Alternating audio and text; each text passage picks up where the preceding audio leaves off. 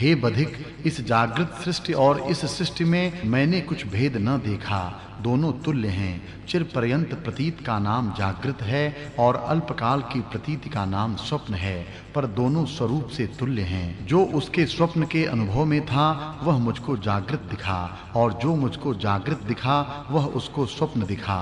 निद्रा दोष से उसको स्वप्न हुआ, सो उसको भी उस काल में जागृत रूप भासित होने लगा। क्योंकि स्वप्न जो स्वप्न रूप है सो जागृत में स्वप्न है, और स्वप्न में तो जागृत है। वैसे जागृत भी अपने काल में जागृत है, नहीं तो स्वप्न रूप है। इसलिए जागृत में भी जो सत्य की प्रतीत है वही प्रमाद है। इन दोनों में कुछ भेद नहीं, क्योंकि जागृत और स्वप्न दोनों का अधिष्ठान चैतन्य सत्ता पर ब्रह्म ही है, और उसी के प्रमाद से प्राण के साथ संबंध हुआ है। जब प्राण से चित्त संवेदन मिलता है तब उस स्फुरण रूप के जीव, मन, चित्त, बुद्धि, अहंकार आदि नाम होते हैं। वही संवेदन जो बाह्य रूप हो फुरता है तब जागृत रूप जगत होकर भासित होता है, और 5 ज्ञानेंद्रियां, 5 कर्मेंद्रियां और अंतःकरण चतुष्टय से 14 अपने अपने विषय को ग्रहण करते हैं। इसका नाम जागृत है।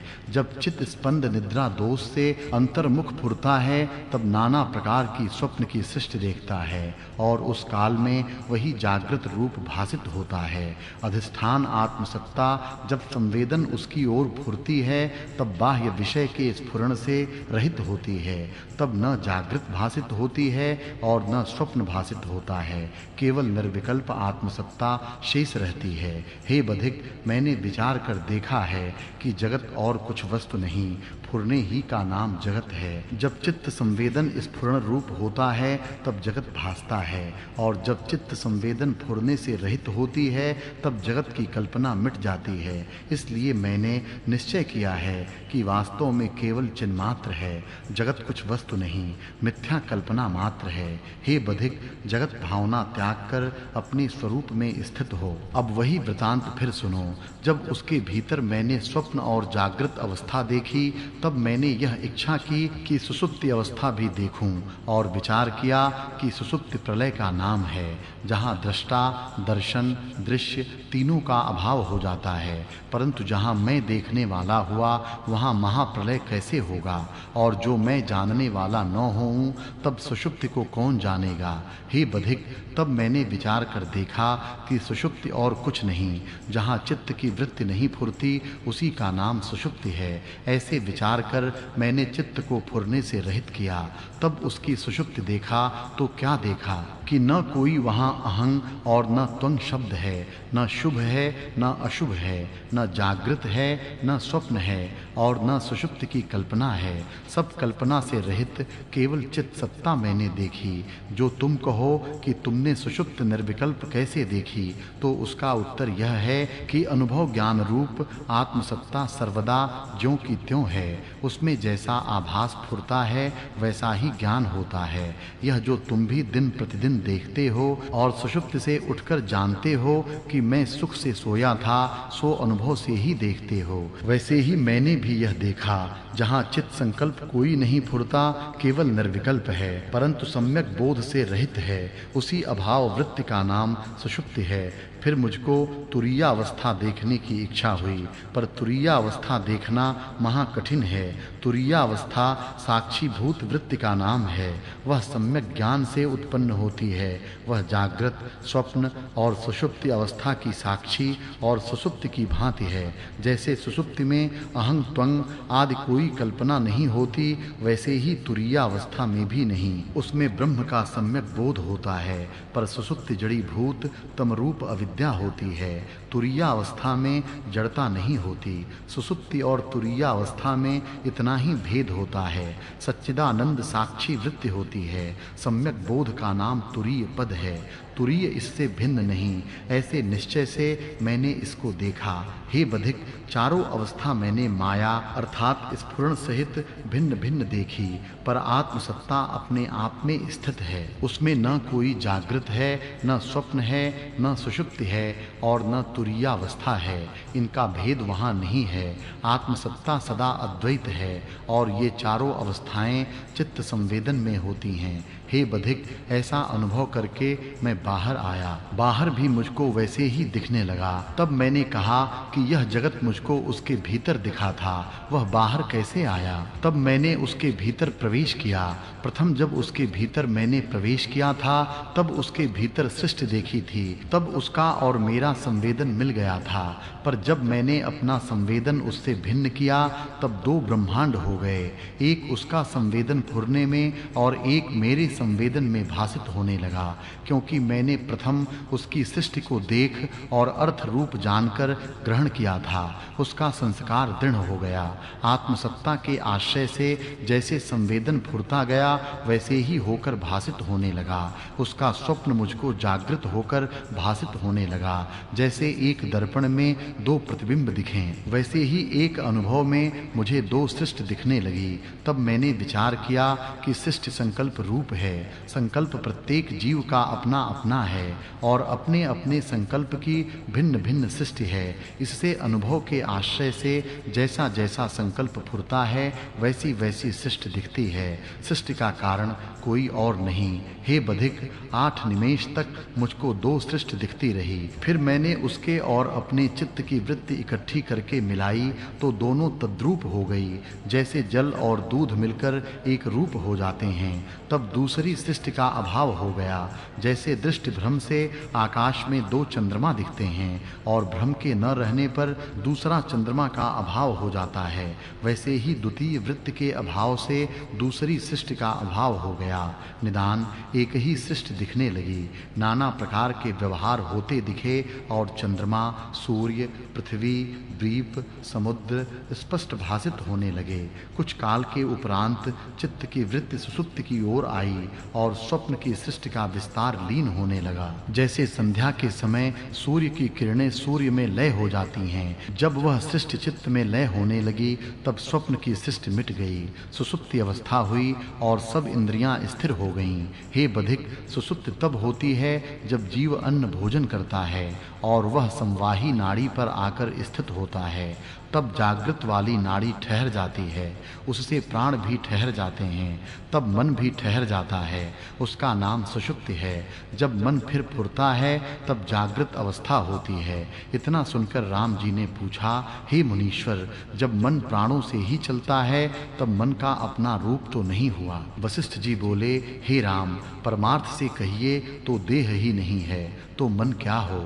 जैसे स्वप्न में पहाड़ दिखते हैं वैसे ही यह शरीर दिखता है, क्योंकि सबका आदि कारण कोई नहीं। इससे जगत मिथ्या भ्रम है। केवल ब्रह्म सत्ता अपने आप में स्थित है।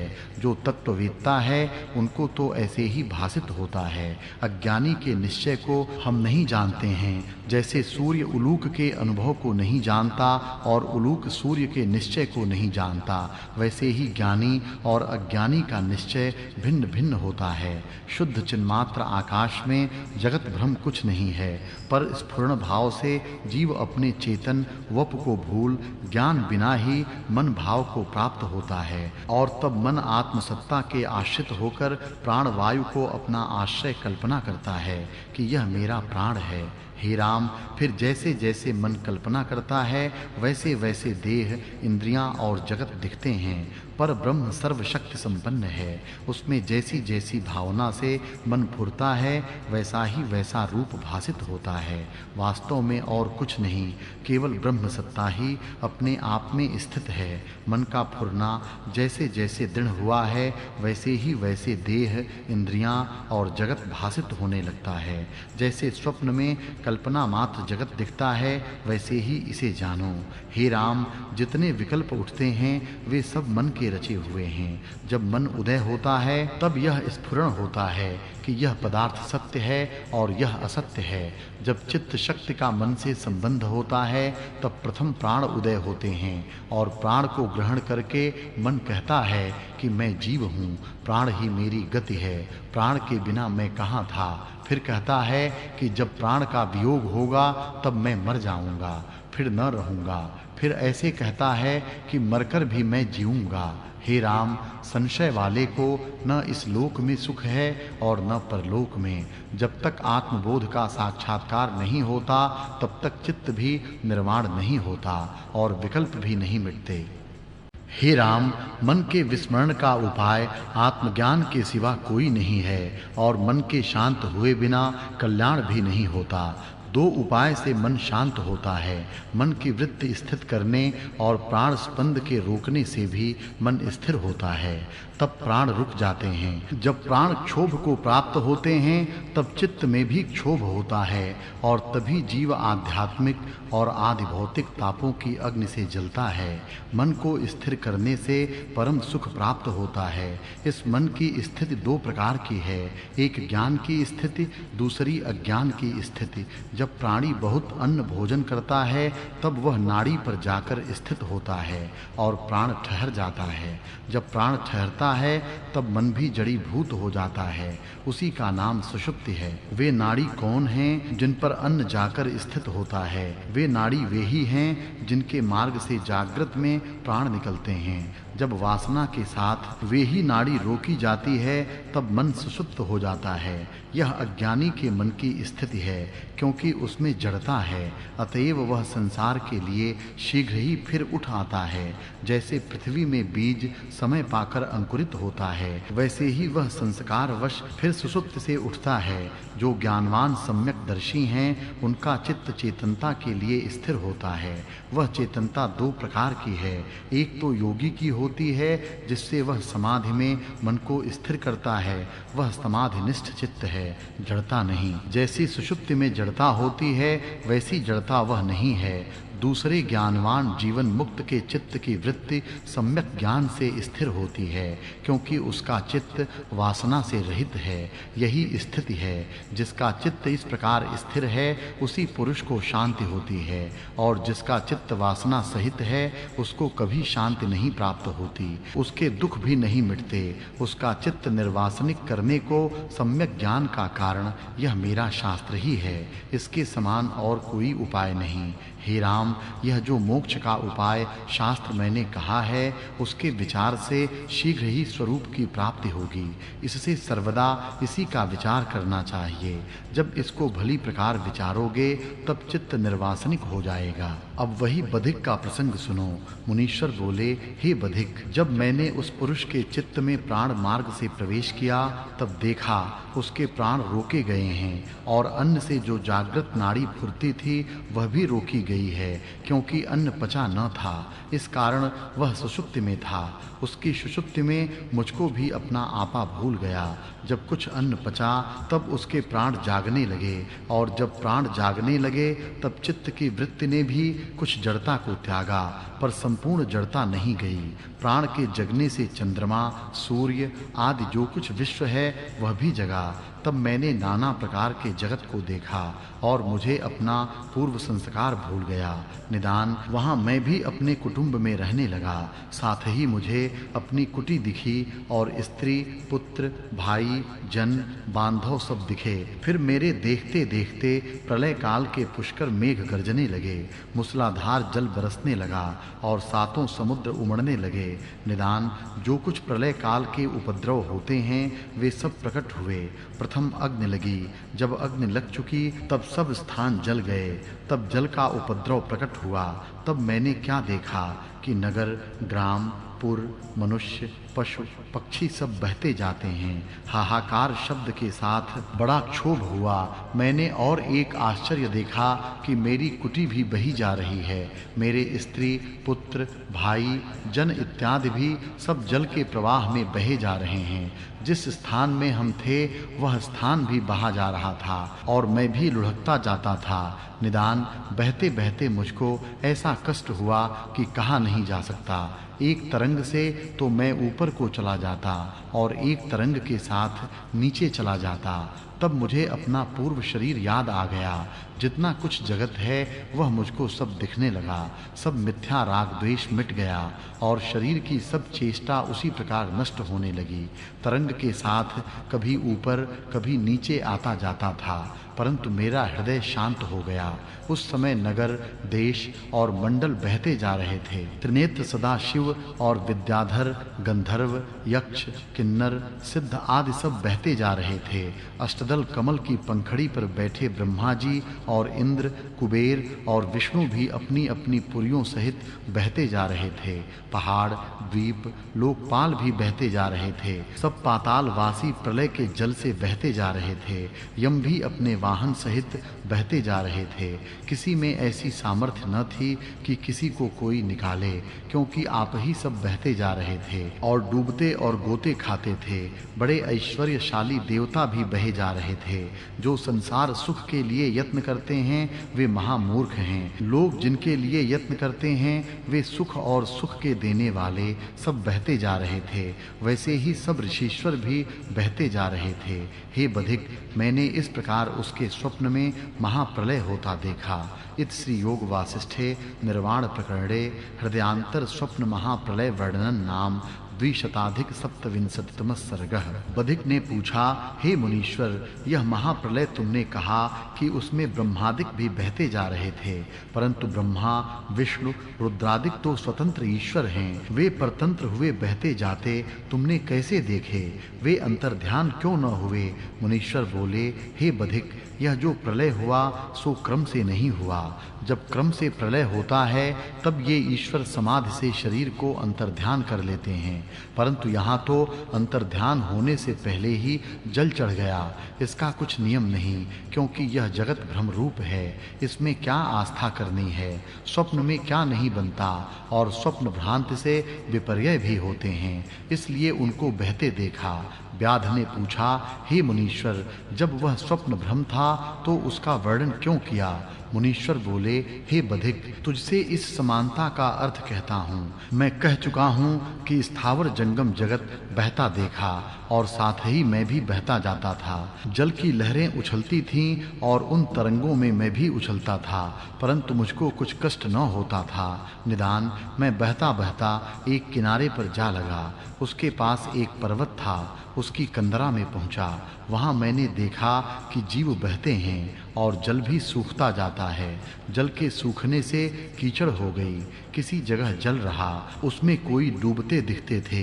कहीं ब्रह्मा के हंस, कहीं यम के वाहन और कहीं विष्णु के वाहन कीचड़ में पहाड़ की भांति डूबते देख पड़ते थे। कहीं इंद्र के हाथी और विद्याधर आदि वाहन कीचड़ में धसे देख पड़े। देवता, सिद्ध, गंधर्व, लोकपाल भी देखे। इससे मुझे आश्चर्य हुआ। हे बधिक, इस प्रकार देखता हुआ जब मैं पहाड़ की कंदरा में सो गया तब मुझको अपनी संवित में स्वप्न आया। उसमें मैंने चंद्रमा, सूर्य आदि नाना प्रकार के भूत जलते देखे, नगर और पर्वत जलते देखे और जगत बड़े खेद को प्राप्त हुआ देखा। जब रात्रि हुई तो वहां सोया हुआ स्वप्न देखता रहा।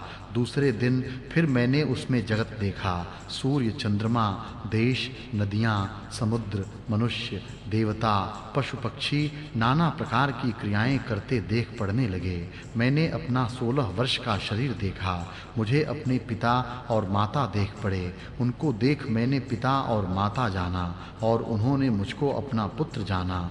निदान स्त्री, कुटुंब, बांधव समस्त मुझको देख पड़े। मैं बोध से रहित और तृष्णा सहित था। इससे मुझ में अहम मम का अभिमान जगा। मैंने एक ग्राम में, जहाँ मेरा गृह था, ईंट और काष्ठ संग्रह करके एक कुटी बनाई। उसके चौफेर बेल बूट लगाकर एक आसन बनाया, जहाँ कमंडलू और माला पड़ी थी। मैं ब्राह्मण था, मुझको धन कमाने की इच्छा हुई और जो कुछ ब्राह्मण का आचार व चेष्टा थी वह भी मैं करता था। बाहर जाकर ईंट और काष्ठ ले आता और आकर कुटी बनाता था। यह चेष्टा मेरी होने लगी। शिष्य और सेवक मेरी पूजा करने लगे। मैं यथा योग्य उनको आशीर्वाद देता था। इस प्रकार गृहस्थाश्रम में मैं चेष्टा करने लगा। मेरे मन में यह विचार उपजा कि यह कर्तव्य है, इसके करने से भला होता है। नदियों और तालाबों में मैं स्नान करता, गौ की टहल करता और अतिथि की पूजा करता था।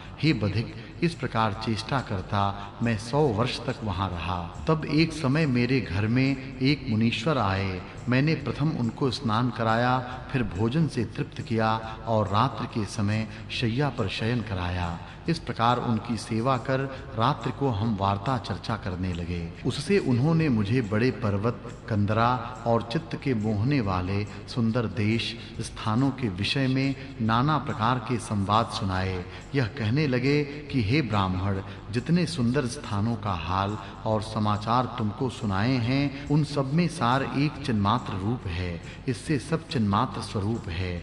सब जगत उसका चमत्कार और आभास किंचन है, उससे कोई वस्तु भिन्न नहीं।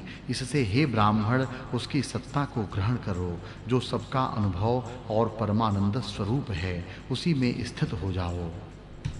हे बधिक, उस मुनीश्वर ने जब इस प्रकार मुझसे कहा, तब पहले ही से मेरा मन योग से निर्मल होने के कारण उनके वचन मेरे चित्त में चुभ गए और मैं अपनी स्वभाव सत्ता में जाग उठा। तब मैंने देखा कि सब मेरा संकल्प है, मुझसे भिन्न कोई नहीं। मैं तो मुनीश्वर हूँ और यह स्वप्न आया था। मैंने जाग कर देखा कि यह उस पुरुष का स्वप्न था। तब मेरे मन में आया कि किस प्रकार इसके चित्त से बाहर निकलूं और अपने शरीर में प्रवेश करूं। फिर मैंने विचारा कि यह जगत तो उस पुरुष का शरीर है, वही पुरुष विराट है, जिसके स्वप्न में यह जगत है, परंतु उस पुरुष को अपने विराट स्वरूप का प्रमाद है। इससे जैसा हमारा शरीर बना है, उसके स्वप्न में वह भी वैसा एक दूसरा विराट बन पड़ा है। तो फिर उस विराट को कैसे जानिए कि उसके चित्त से निकला जाए।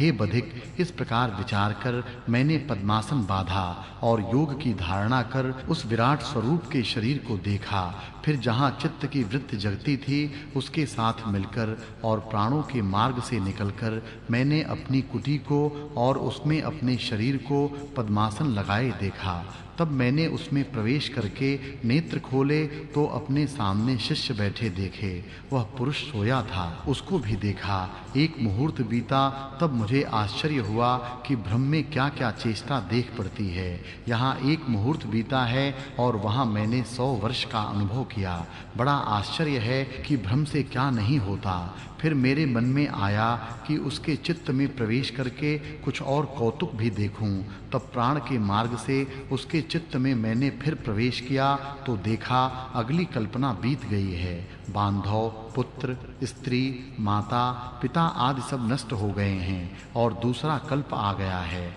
उसका भी प्रलय होता है। 12 सूर्य उदय होकर विश्व जलने लगे हैं, बड़वाग्नि जलने लगी है, मंदराचल और अस्ताचल पर्वत जलकर टूक-टूक हो गए हैं, पृथ्वी जर्जर हो गई है, स्थावर जंगम जीव हाहाकार कर रहे हैं, बिजली चमकती है।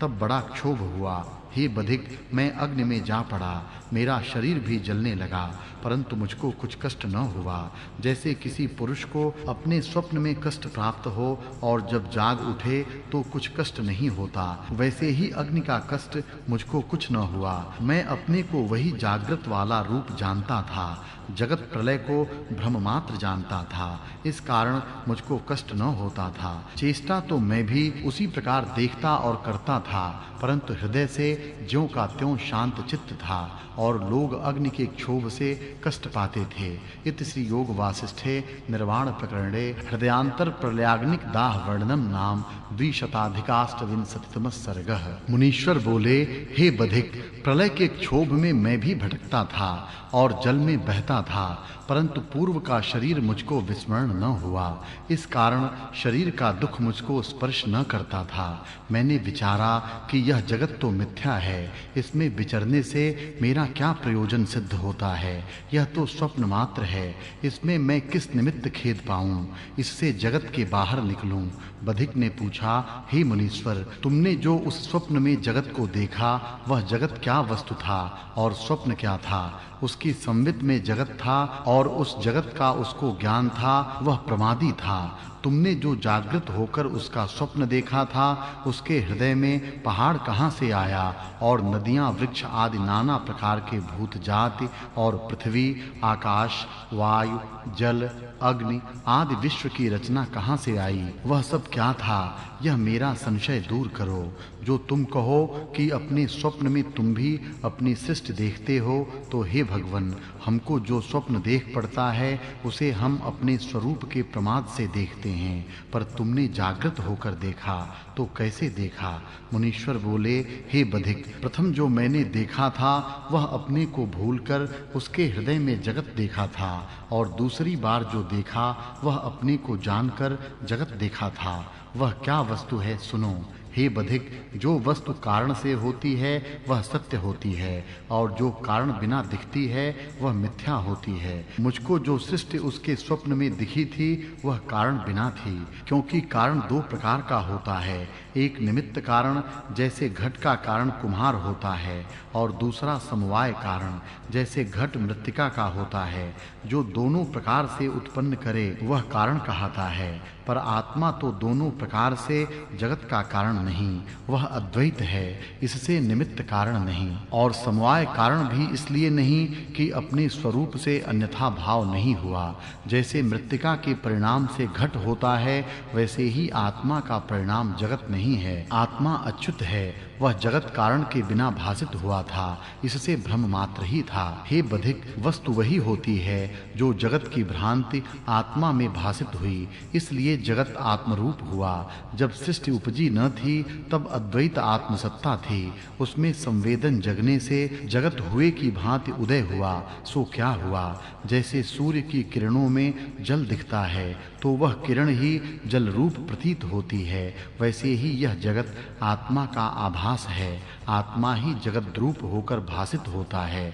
वहाँ न कोई शरीर था, न कोई हृदय था, न पृथ्वी, जल, वायु, अग्नि, आकाश था, और न उत्पत्ति और प्रलय था, न और कोई था, केवल चिन्मात्र रूप ही था। हे बधिक, ज्ञान दृष्टि से मुझे तो सच्चिदानंद ही भासित होता है।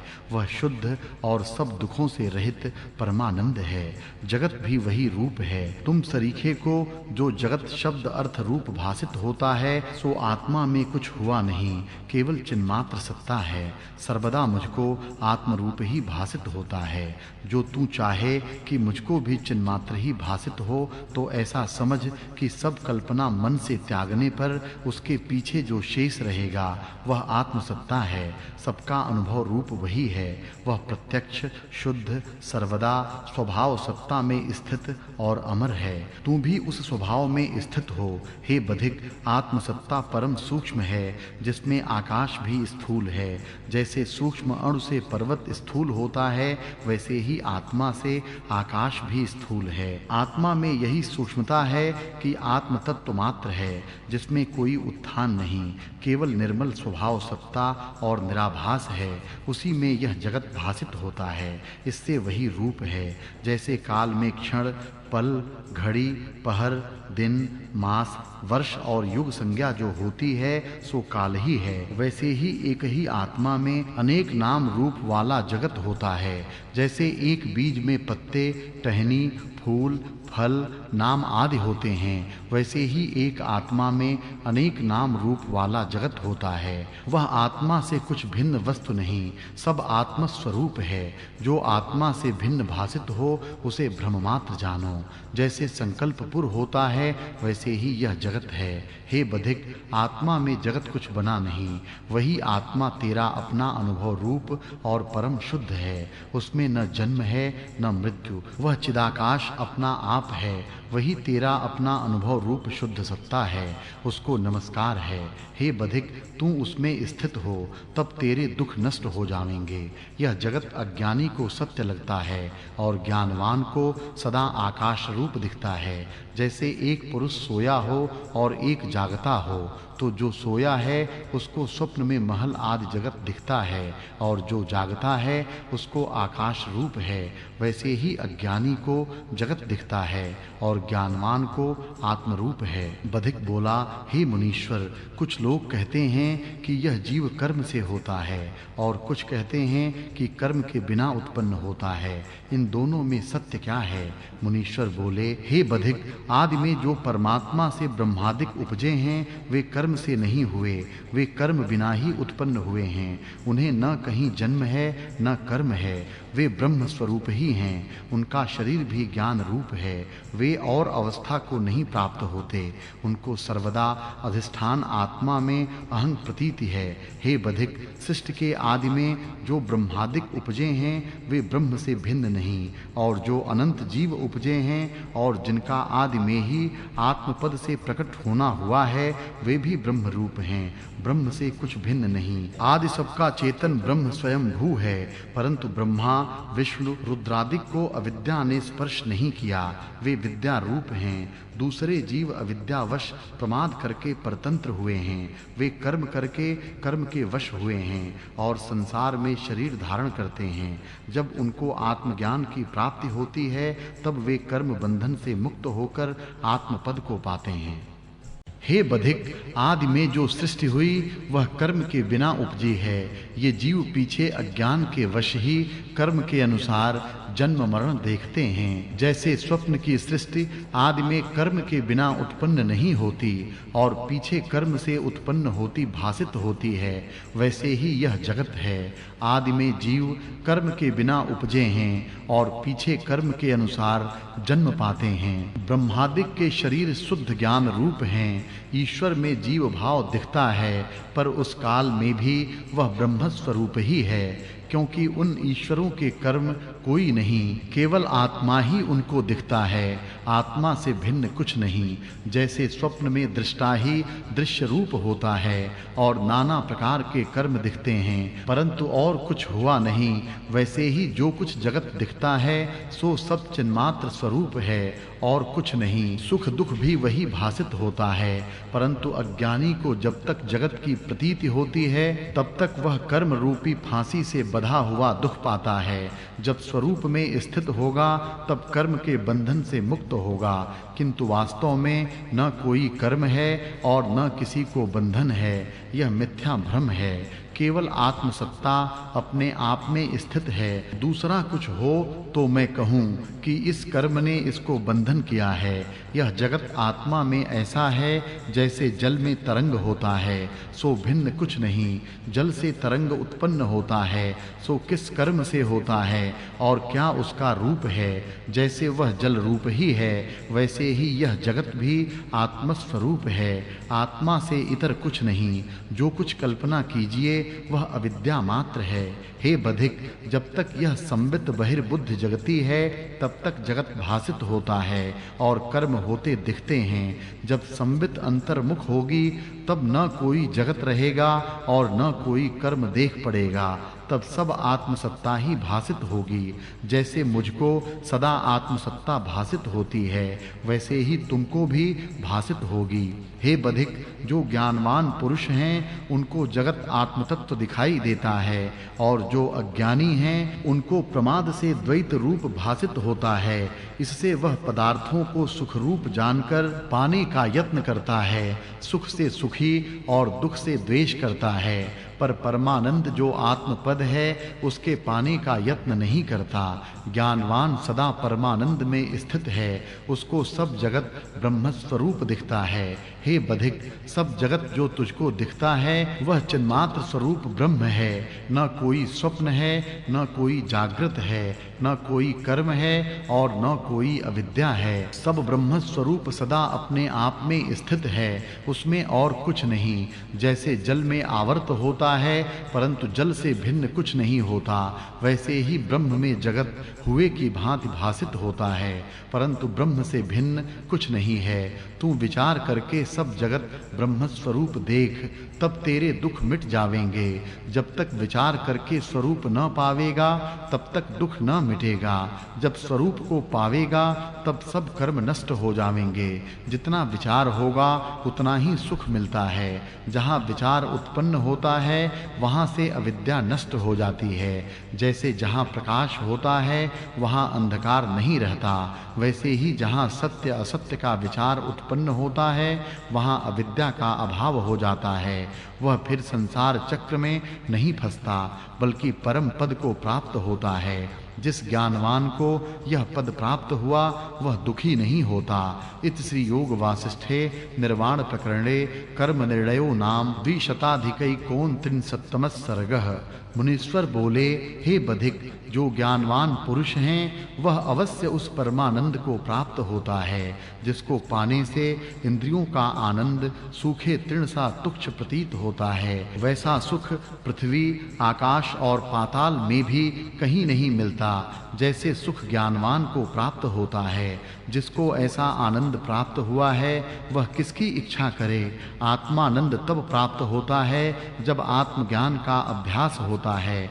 आत्मा शुद्ध और सर्वदा अपने आप में स्थित है। जो कुछ आगे देख पड़ता है वह अविद्या का विलास है। जब तू अपने स्वरूप में स्थित होगा तब तुझको सब ब्रह्म ही भासित होगा। हे बधिक, पृथ्वी आदि तत्व जो देख पड़ते हैं वे वास्तव में हैं नहीं। ये जो कुछ होते तो इनका कारण भी कोई होता, पर जब ये हैं ही नहीं तब इनका कारण किसको कहिए, और जो इनका कारण नहीं तो कार्य किसका कहिए। इसलिए ये भ्रम मात्र हैं। विचार करने से जगत का अभाव हो जाता है और आत्मसत्ता ही ज्यों की त्यों प्रतीत होती है। जैसे किसी को रस्सी में सर्प दिखता है पर जब वह भली प्रकार देखता है तब सर्प का भ्रम मिट जाता है और ज्यों की त्यों रस्सी ही दिखती है। वैसे ही विचार किए से आत्मसत्ता ही भासित होती है। जैसे आकाश में संकल्प का कल्प वृक्ष अथवा देवता की प्रतिमा रचकर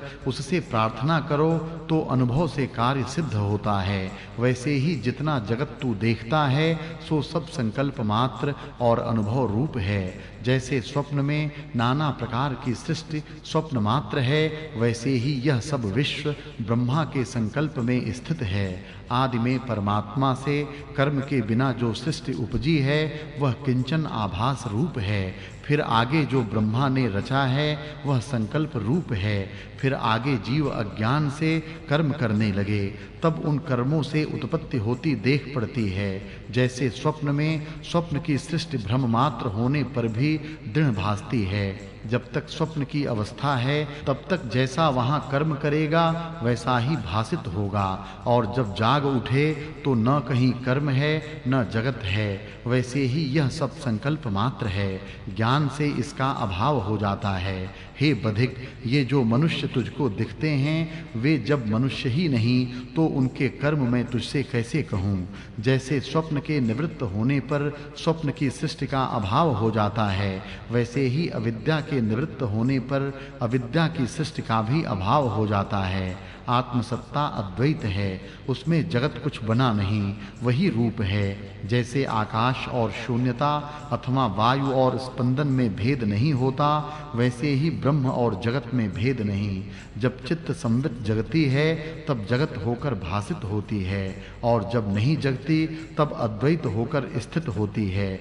पर आत्मसत्ता जगने और न जगने में ज्यों की त्यों है। जन्म मरण और बढ़ना घटना मिथ्या है, क्योंकि दूसरी वस्तु कुछ नहीं। जैसे किसी ने जल और किसी ने पानी कहा तो दोनों एक ही वस्तु के नाम हैं, वैसे ही आत्मा और जगत एक ही के नाम हैं, परंतु अज्ञान से भिन्न भिन्न लगते हैं। जैसे स्वप्न में कार्य दिखते हैं परंतु होते नहीं, वैसे ही जागृत में कारण कार्य दिखते हैं परंतु हैं नहीं। वास्तव में आत्म तत्व ही है। उस आत्मा में जो अहम मम रूप चित्त फुरता है और उस उत्थान से आगे जो स्फुरण होता है वही जगत है। उस जगत में जैसा जैसा निश्चय होता है वैसा ही वैसा भासित होने लगता है। इसका नाम नेति है। उसमें देश, काल और पदार्थ की संज्ञा होने लगती है और कारण कार्य जो देख पड़ते हैं सो क्या है? केवल आत्मसत्ता अपने आप में स्थित है, कुछ हुआ नहीं परंतु हुए की भांति दिखता है। जैसे स्वप्न में नाना प्रकार का जगत दिखता है और कार्य कारण भी दृष्टि देख पड़ता है, परंतु जागने पर कुछ दृष्टिगत नहीं होता, क्योंकि है ही नहीं। वैसे ही यह जगत कारण कार्य रूप दिखता है परंतु है नहीं, आत्मा से दिखता है इसलिए आत्मा ही है। जैसे संकल्प नगर दिखता है वैसे ही आत्मा में घन चैतन्य से जगत दिखता है, सो वही रूप है, आत्मा से भिन्न कुछ नहीं। जैसा आत्मा में निश्चय होता है वैसा ही प्रत्यक्ष अनुभव होता है।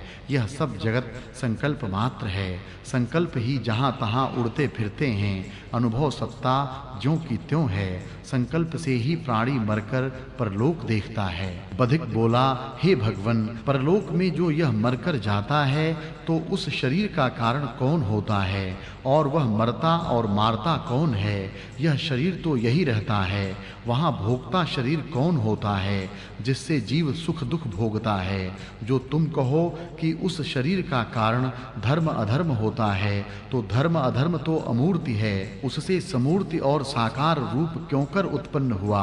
मुनीश्वर बोले, हे बधिक, शुद्ध अधिष्ठान जो आत्मसत्ता है उसके फुरने की अनेक संज्ञा होती है। कर्म, आत्मा, जीव फुरना, धर्म अधर्म आदि नाना प्रकार के उसके नाम हैं। जब शुद्ध चिन्मात्र में अहं का उत्थान होता है तब देह की भावना होती है और देह ही भासित होने लगती है। आगे जगत भासित होता है और स्वरूप के प्रमाद से संकल्प रूप जगत दृढ़ हो जाता है। फिर उसमें जैसा जैसा फुरता है वैसा ही वैसा भासित होता है। हे बधिक, यह जगत संकल्प मात्र है परंतु स्वरूप के प्रमाद से सत्य दिखता है।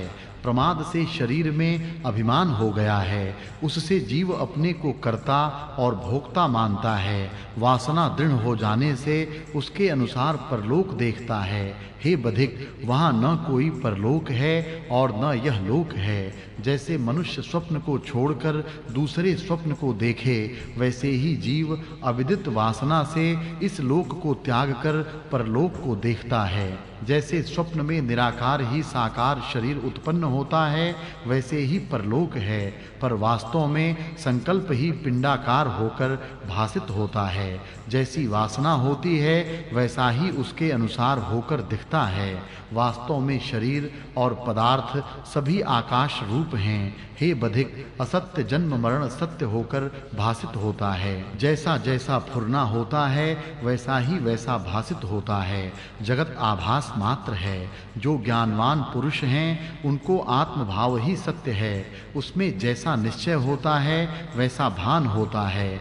ज्ञान, ज्ञेय और ज्ञाता रूप जगत जो भासित होता है वह अनुभव से भिन्न नहीं। जैसे स्वप्न में जो अनेक पदार्थ दिखते हैं सो अनुभव ही अनेक रूप होकर भासित होता है और प्रलय में सब एक हो जाते हैं, वैसे ही ज्ञान रूपी प्रलय में सब एक रूप हो जाते हैं। जब संवित जगती है तब नाना प्रकार का जगत दिखता है और जब संवित लय होती है तब प्रलय हो जाता है और सब एक रूप हो जाता है। एक चिन्मात्र सत्ता अपने आप में स्थित है। पृथ्वी आदि पदार्थ उसका चमत्कार है, भिन्न वस्तु कुछ नहीं। आत्मसत्ता निर्विकार है, उसमें निराकार और साकार भी कल्पित है। जो पुरुष दृश्य से मिले चेतन हैं वे जड़ धर्मी हैं, उनको नाना प्रकार के पदार्थ भासित होते हैं। ज्ञानवान को सत्य रूप चिन्मात्र ही भासित होता है। हे बधिक, यह सब जगत चिन्मात्र है। जब चित्त संवित फुरती है तब स्वप्न रूप जगत दिखता है और जब चित्त संवित स्फुरण से रहित होती है तब सुषुप्ति होती है। ऐसे ही चित्त संवित के जगने से सृष्टि होती है और चित्त के स्थिर होने से प्रलय हो जाता है। जैसे स्वप्न और सुषुप्ति आत्मा में कल्पित है वैसे ही आत्मा में कल्पित सृष्टि और प्रलय आभास मात्र है। जगत कुछ बना नहीं, जगने से जगत भासित होता है। इससे जगत भी आत्म रूप है, पंच तत्व भी आत्मा का नाम है। सदा अद्वैत रूप जगत आभास मात्र है। जैसे आत्मा में साकार कल्पित है वैसे ही निराकार भी कल्पित है। जैसे जीव स्वप्न में किसी को साकार साकार और किसी को निराकार जानता है, पर दोनों स्फुरण मात्र हैं। जो फुरने से रहित है वह आत्मसत्ता है। साकार और निराकार भी वही है। आत्मसत्ता ही इस प्रकार होकर भासित होती है और निराकार ही साकार होकर भासित होता है। हे बधिक, सब जगत जो तुझको दिखता है वह चिन्मात्र स्वरूप है, भिन्न कुछ नहीं, परंतु अज्ञान से नाना प्रकार के कार्य कारण और जन्म मरण आदि विकार देखते हैं। वास्तव में न कोई जन्म है और न मरण, न कोई कार्य है न कारण। यदि जीव मरता होता तो परलोक भी न देखता और अपने मरने को भी न जानता। जो मरकर परलोक देखता है वह मरता नहीं। यदि मनुष्य मृतक हो तो पूर्व के संस्कार को न पावे और पूर्व स्मृति उसको न हो, पर तू तो पूर्व संस्कार से क्रिया में प्रवृत्त होता है। प्रतियोग से तुझे पदार्थों की स्मृति भी हो आती है, फिर कर्म फल भोगता है। लोक में तो पुरुष मृतक नहीं होता, केवल भ्रम से मरण दिखता है और कारण कार्य रूप पदार्थ दिखते हैं। जब मरकर परलोक देखता है, सुख दुख भोगता है, तो वह शरीर किसी कारण से नहीं बना। जैसे वह शरीर अकारण है, वैसे ही और जो आकार दिखते हैं वे भी अकारण हैं, इसी से आभास मात्र हैं। जैसे स्वप्न के शरीर से जो नाना प्रकार की क्रियाएं होती हैं और मनुष्य देश देशांतर देखता है, सो सब मिथ्या हैं, वैसे ही यह जगत मिथ्या है और मरण भी मिथ्या है। जो तू कहे कि जब इसके आकार का अभाव देखता है तब जानता है कि वह मर गया, तो हे बधिक, जब यह पुरुष परदेश जाता है तब भी इसका आकार नहीं दिखाई पड़ता। जैसे दृष्टि के अभाव में असत्य होता है, वैसे ही देह के त्याग में भी इसका असत्य भाव होता है, पर इस पुरुष का अभाव कभी नहीं होता। जो तू कहे कि परदेश गया फिर आ मिलता है, पर शरीर के त्यागने पर फिर नहीं मिलता, तो परदेश गया फिर मिलकर बातचीत करता है और मृतक तो कभी चर्चा नहीं करता। तो जिसके पितर प्रीति से बंधे हुए मरते हैं और जिनकी यथा शास्त्र क्रिया नहीं होती, वे स्वप्न में आ मिलते हैं और बताते हैं कि हमारी क्रिया तुमने नहीं की, हम अमुक स्थान में पड़े हैं या अमुक द्रव्य अमुक स्थान में गड़ा है, तुम निकाल लो। जैसे परदेसी लौटकर मिलते हैं और वार्ता चर्चा करते हैं, वैसे ही मृतक भी करते हैं, यह सिद्ध है। हे बधिक, वास्तव में न कोई जगत है और न कोई मरता है, केवल आत्मसत्ता अपने आप में स्थित है और जैसा जैसा उसमें स्फुरण फुरता है वैसा ही भासित होता है। हे बधिक, अनुभव एक कल्प वृक्ष है, जैसा जैसा उसमें फुरता है वैसा ही वैसा भासित होता है। एक संकल्प सिद्ध और एक दृष्ट सिद्ध वस्तु है। जब इनकी दृढ़ भावना होती है तब ये दोनों सिद्ध होती हैं। जो इंद्रियों में द्रव पदार्थ है वे दृष्ट सिद्ध वस्तु कहते हैं। जो इनकी भावना होती है तो यही प्राप्त होते हैं। और जो अपने मन में आप ही मान लीजिए कि मैं ब्राह्मण, क्षत्रिय, वैश्य अथवा शूद्र वर्ण हूँ अथवा गृहस्थ, वानप्रस्थ, ब्रह्मचारी या सन्यासी आश्रम हूँ, तो यह संकल्प सिद्ध है। जब तक इनका अध्यास होता है तब तक आत्मसत्ता की प्राप्ति नहीं होती, और जब आत्मसत्ता का अध्यास होता है तब इन दोनों का अभाव हो जाता है और आत्मा ही प्रत्यक्ष अनुभव से दिखता है।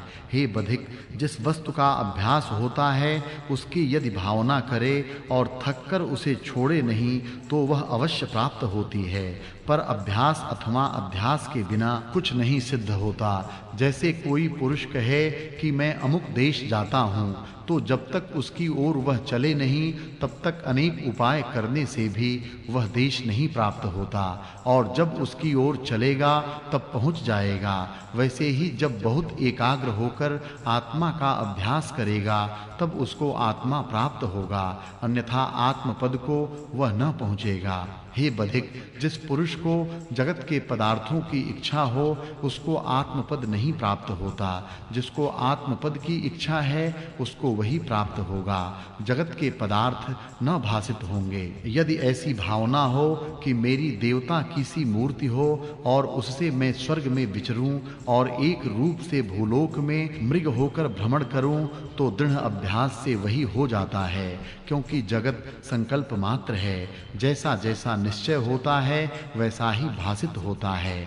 हे बधिक, दो रूप की क्या बात है? जो सहस्त्र मूर्ति की भावना करे तो वही तद्रूप हो जाएगा। यह मनुष्य जैसी भावना करता है वैसा ही हो जाता है। यह अविद्याकृत जगत भ्रम मात्र है। इसकी भावना त्याग कर आत्मपद का अभ्यास कर, तब तेरे दुख मिट जावेंगे। इति श्री योग वासिष्ठे निर्वाण प्रकरणे महाशवोपाख्याने निर्णयोपदेशो नाम द्विशताधिक 307 सर्गः। मुनीश्वर बोले, हे बधिक, जैसे अगाध समुद्र में अनेक तरंगे उठते हैं वैसे ही आत्मा में अनेक सृष्टियां फुरती हैं। जीव जीव की अपनी अपनी सृष्टि है, परंतु परस्पर एक दूसरे को अज्ञात है। एक की सृष्टि को दूसरा नहीं जानता।